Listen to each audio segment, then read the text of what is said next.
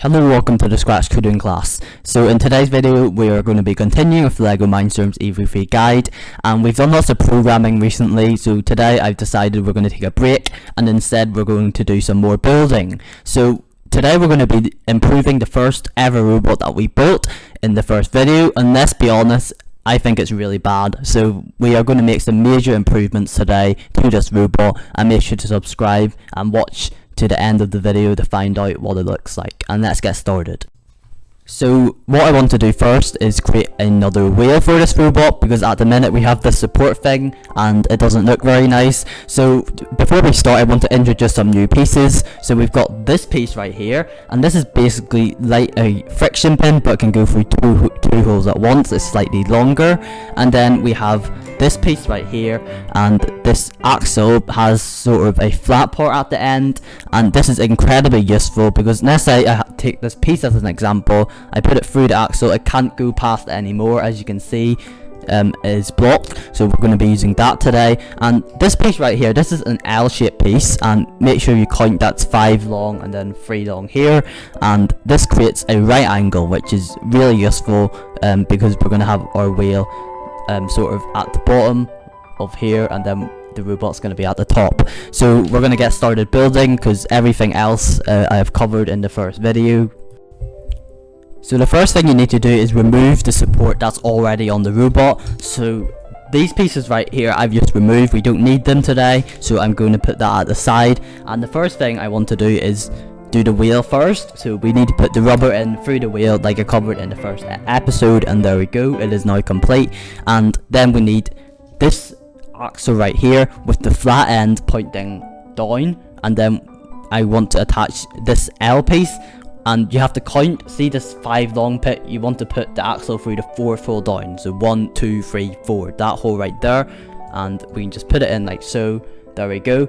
And don't worry about it moving, because that's the whole point, we want the wheel to move, and I can sort that out later. And then we need to put 2.5 spacers, so we need one red one, another red one, and then I'm going to put a yellow one in.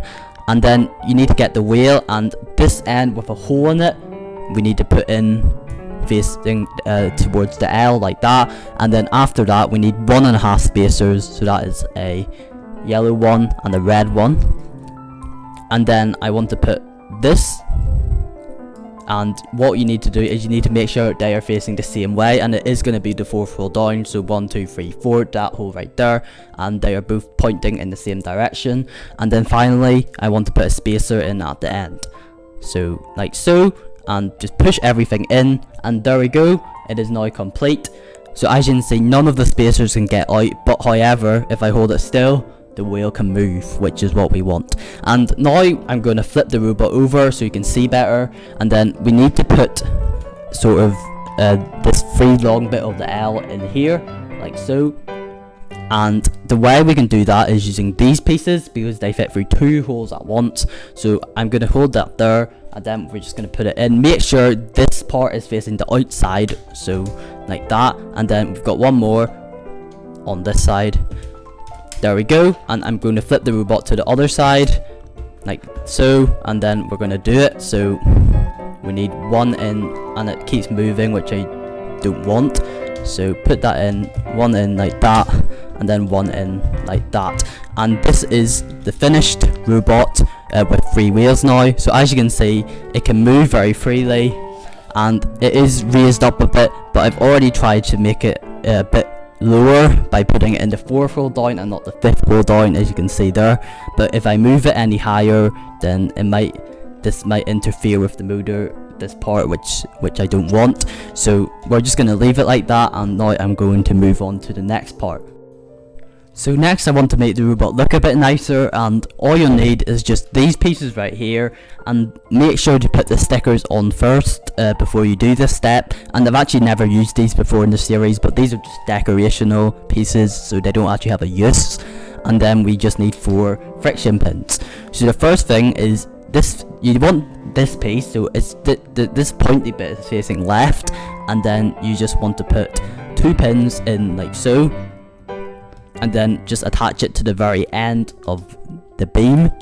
And then after that we need the other one, and I want to attach it, just we need like this, and then that should be everything. And I just want to attach a pin in the middle like that, so it's a bit more secure. So this bit's really hard, so put the bit in the middle first, I recommend. And there we go, we have a bit for a robot, and it definitely looks way cooler now. So I'm going to move on to the final step.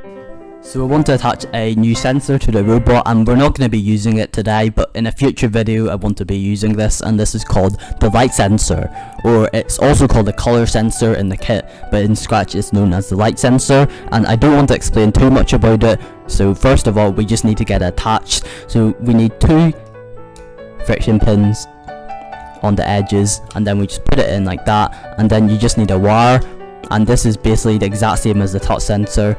So we just need to put it at the back, and actually we can put it under the touch sensor wire and then over it, so it's not like in the way of anything, and then we can just put it around. And I'm going to put mine in port 4 like that, and there we go. That is the color sensor attached to a robot, and now our robot looks like this, and it looks way cooler. And in future we might be making more improvements to this, or I might just create another robot entirely, I don't know yet. But that is definitely not all the building we will be doing in this series. But that is going to be it for today's video, so make sure to leave a like and subscribe if you want to see more, and I'll see you in the next video. Bye for now.